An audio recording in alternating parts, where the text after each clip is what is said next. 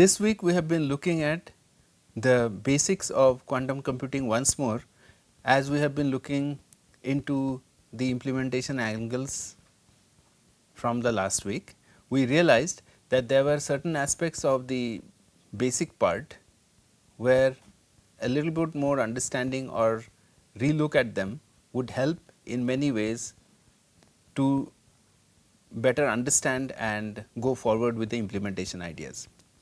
So, with this idea we have started relooking into the concepts of the very initial aspect of the qubits, their interactions, and in this regard we just address the idea of coming together of two qubits. We are going ahead with those and looking into their interactions and gates, and we will be again going back to the implementations very soon as we mix and bring these ideas back on board, so that they can be looked at in terms of the implementations that we are talking about. So, in terms of two qubits, the control NOT gate is the gate which is going to be discussed here. We have looked at these kinds of things before also. It is just a revision in some sense of making sure that we are going back to this idea. And I just mentioned earlier in the lecture that the XOR gate is one of the classical gates, which is X OR. This is one of the reversible classical gates, and therefore, it can be implemented quantum mechanically, as in quantum mechanics we would like to only have reversible gates. So, it is also known as the addition modulo 2 in terms of the XOR gate. So, once a CNOT is applied on two qubits, we will be able to flip the second bit based on the property of the first qubit. So, the control exists on the first qubit, which dictates what is going to happen to the second qubit. So, here is the logic here. So, as long as the first qubit is 0, nothing happens to the second qubit. However, if the first qubit is 1, the second qubit is flipped. So, that is the control NOT that we are seeing.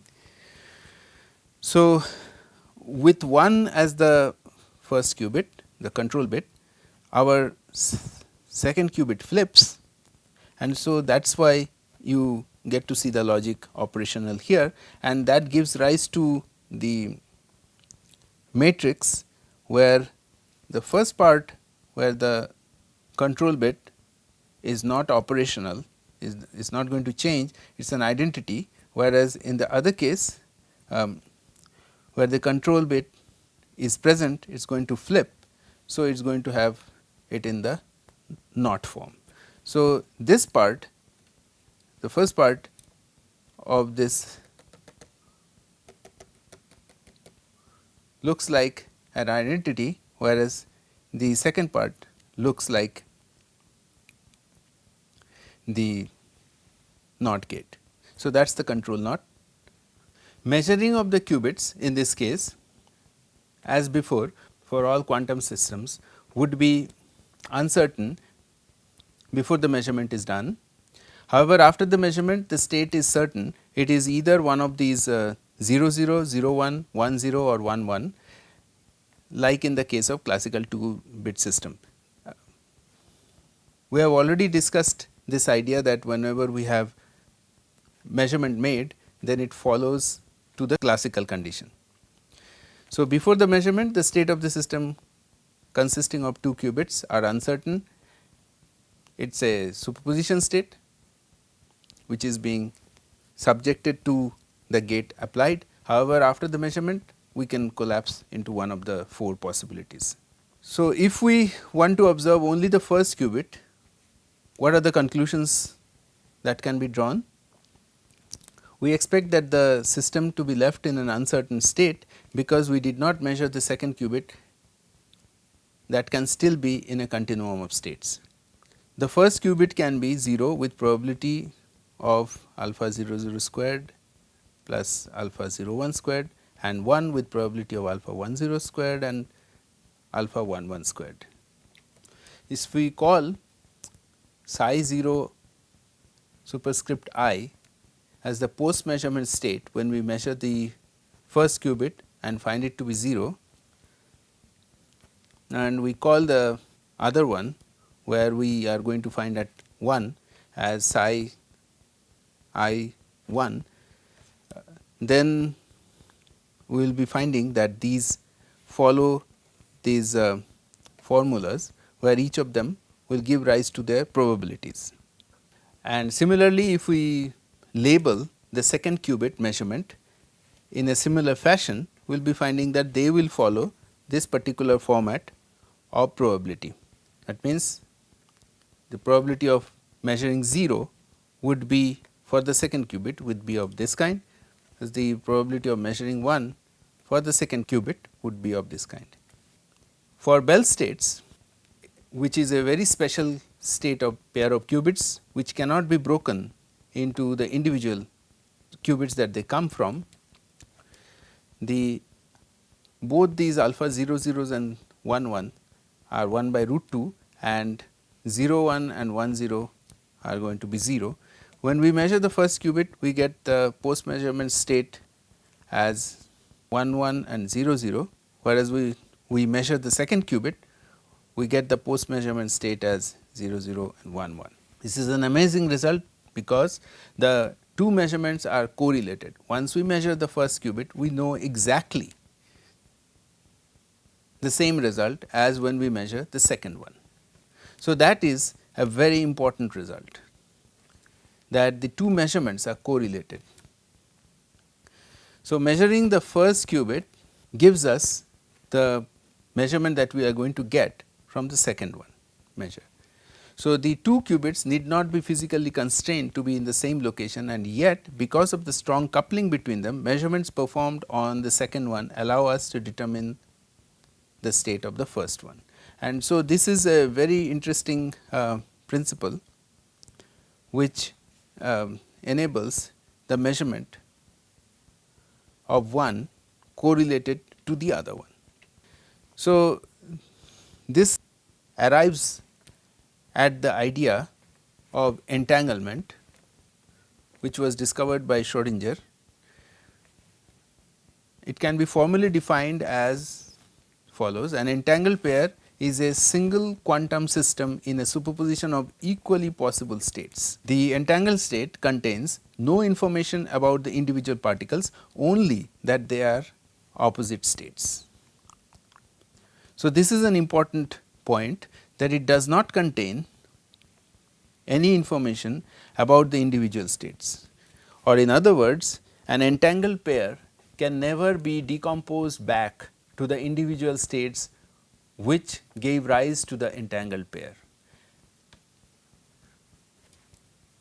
So, this is one of the principles which led Einstein to lose faith on quantum mechanics, and he came up with this principle that it is a spooky action at a distance, because there is no requirement of how close these states are to be for this particular property to be maintained. We have looked at classical gates, and classical gates are there to generally implement Boolean functions. They are not reversible. We cannot recover the input knowing the output, which means that there is an irreversible loss of information when we are looking at classical gates. That is one important aspect of the classical nature of computing,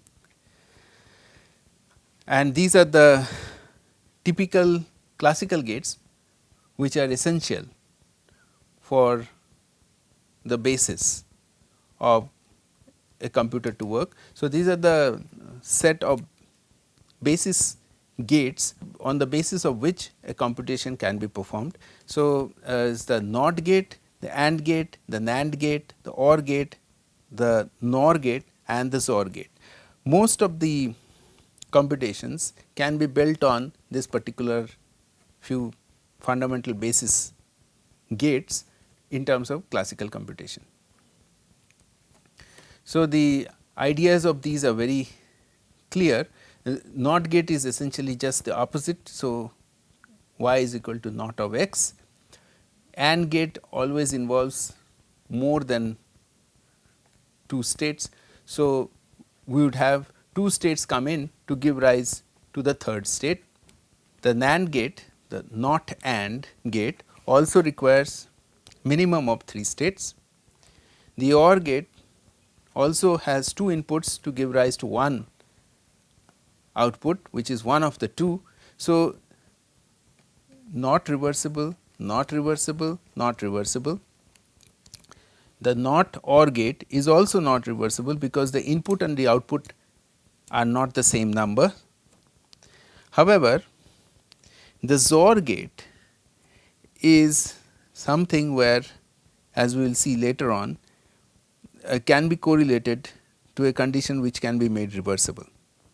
But as it directly looks like here, it is also a non reversible condition for the classical case. The only reversible gate in that sense is the NOT gate. So, the idea of the gate in terms of quantum mechanics, however, is the operation of a square matrix on the qubits that we have. So, for a single qubit, it will be a 2 by 2 matrix which will operate on the input qubit to give rise to the final result. So, this is the square matrix which defines the operation. So, the basic 1 qubit gates are the identity gate which leaves the qubit unchanged, the X or the NOT gate which transposes the components of an input bit, the Y gate which rotates the qubit around the y axis of the block sphere by pi radians,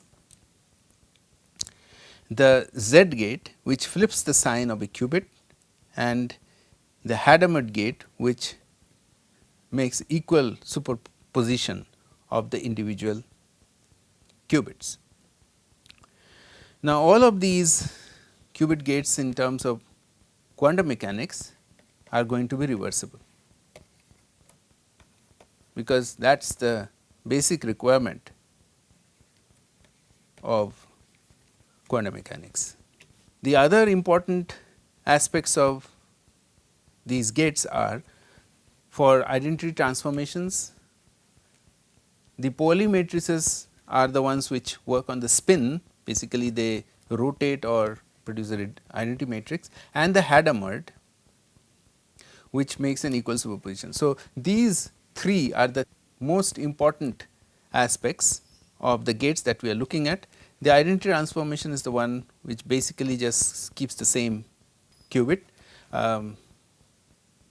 The X gate is the NOT gate.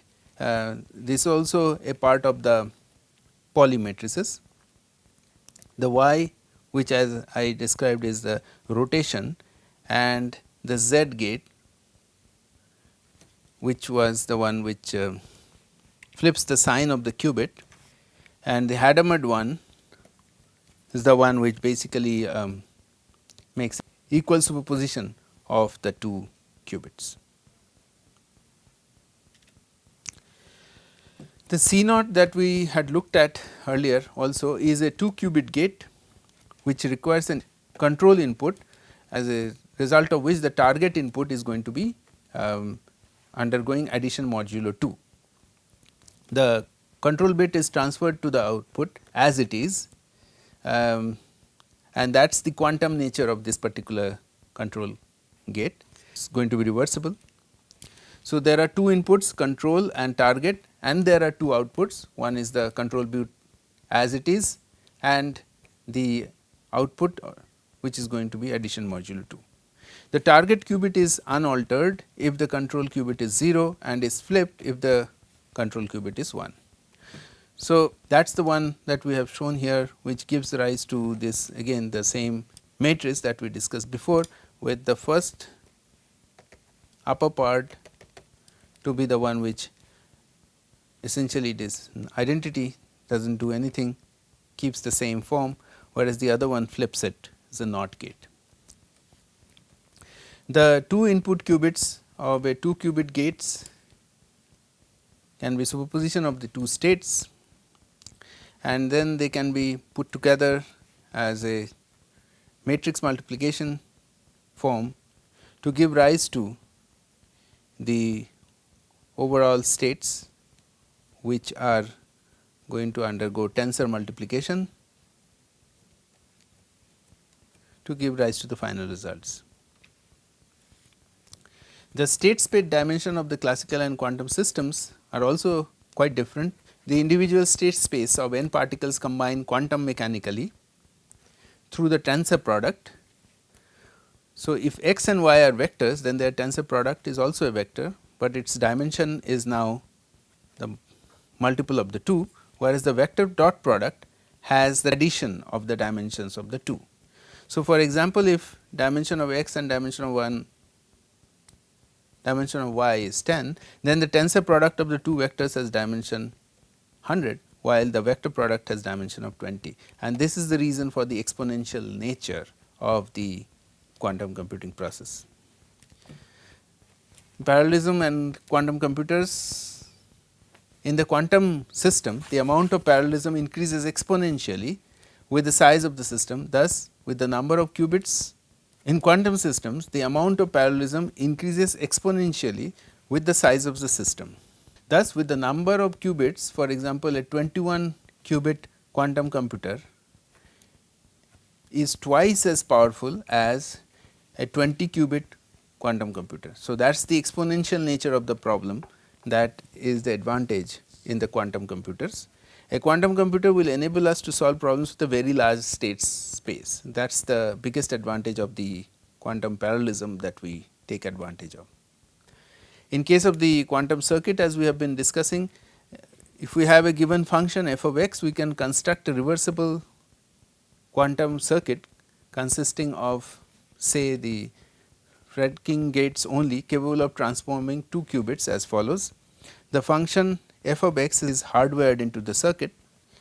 So, this is how it looks like, which is sort of the CNOT that we looked at. If the second input is 0, then the transformation is done by the circuit, it is given as this one, and if we apply the first qubit through a Hadamard gate, then it will produce a state, whereas the resulting state of the circuit is this. The output state contains information about f of 0 and f of 1. The output of the quantum circuit contains information of both f 0 and f 1. This property of quantum circuits is called quantum parallelism. The quantum parallelism allows us to construct the entire truth table of quantum gate arrays having 2n entries at once. In a classical system, we can compute the truth table in one time step with 2 to the power n gate arrays running in parallel, or we need 2n time steps with a single gate array. If we start with n qubits, each of the state 0, and we apply Walsh-Hadamard transformation, we are able to do this particular gate principle. So, we have seen all these gates before, so I am not getting into the details of it. The Walsh-Hadamard is the one which we used for the Grover's algorithm, and so we can go in with these number of dimensions which can go higher, and we have given this new principle where we are actually telling you how these dimensionality of the problem is increasing. Because you are doing quantum way, your dimensionality is going as the product of the cases. So, here we can take the Hadamard on a particular step, and we can repeatedly apply the Hadamard on n qubits which are undergoing tensor products, and as a result we can get the superposition of states which have undergone the Hadamard operation. So, we can apply this unitary transform on that as a result of this operation. So, a Hadamard operation of this kind sort of looks like this, and this can be utilized for looking at the Deutsch problem. Once again, the Deutsch problem was the one where it was going to look for the balanced function, whether the function is balanced or not. So, if we consider a black box characterized by a transfer function that maps a single input bit into an output, takes the same amount of time t to carry on each of the 4 possible mapping performed by transfer function f of x in the black box. The problem posed is to distinguish if the function is going to be equal for both f equal to 0 and f equal to 1, or it is going to be unbalanced, this is f 0 is not equal to f of 1. So, the time scales involved in each of these cases are as shown here. The unitary operation which goes for this takes this into the operational procedure, where we can do all of this in one shot. So, the quantum circuit to solve the Deutsch problem can be given in this particular form, which has been discussed earlier also, but here we are just telling you the details in some sense. We have the initial inputs as 0 and 1, which goes through first a Hadamard operation on both the inputs, and then it is undergoing a unitary transform, where the essential part of the unitary transform is to take one part of it into the modulo function, whereas the other one remains the same. And then the first part undergoes the Hadamard transform, while the second one essentially gives rise to the final answer. So, in terms of the matrix operations and the tensor products, these are the basic steps which undergo in terms of how this entire process goes. The overall gates that we are applying are multiple Hadamard gates, which are getting applied in a tensor form, which grows in terms of the size. These are then looked into by applying the overall gate. So, here is the G1 gate which has been created, and that has been applied to the original Hadamard transformed input, which then gives rise to the final result in first step, and then that is been looked into as a combined state, which can be broken down into 2 different states, as that then forms our basis sets of x and y. So, that is the first form of the part which goes in when we look at this point. So, at 1, this is what we have just achieved. This is the process which takes us from 0 to 1. So, here this entire step goes from 0 to 1 in our earlier slide here. Next, it undergoes an interaction with the unitary transform, where it undergoes the function modulo applying on the y qubit, and it gives rise to a functional form which would be of this kind. So, this is the part where we have the form of the function interacting with the y qubit, and so the y qubit takes this particular format, follows the principle that if f of x is equal to 0, it will be the positive value, whereas if it is 1, it will give the negative value. So, the x and y are the ones that we have started off with after we have gone through the Hadamard transform. Then we have applied the gate. So, these gates essentially take the first qubit into the unitary transform, which gives rise to this solution, whereas the second qubit undergoes the part where the solutions would be of this kind, and based on their individual results, we will be able to have the different conditions that we give rise to them. So, in the end, we will be having 2 conditions, one when our function is equal in one case, and it will be different when our function is not equal. And so, by idea that our interaction for the part which is the second qubit would give rise to this result, we will be able to understand how this interaction goes on. So, in the third part, it is again the first part goes through the Hadamard transfer, and so that the upper qubit goes through a Hadamard transfer rate. However, the second part of the qubit remains as is. So, by measuring the first output qubit, we are able to determine whether f of 0 addition modulo of f of 1 is performing a single evaluation or not. And so, if we go ahead with this result, we will be actually getting either 0 when f of 0 is equal to f of 1, and it will be 1 when f of 0 is not equal to 1. So, that is the basic idea behind the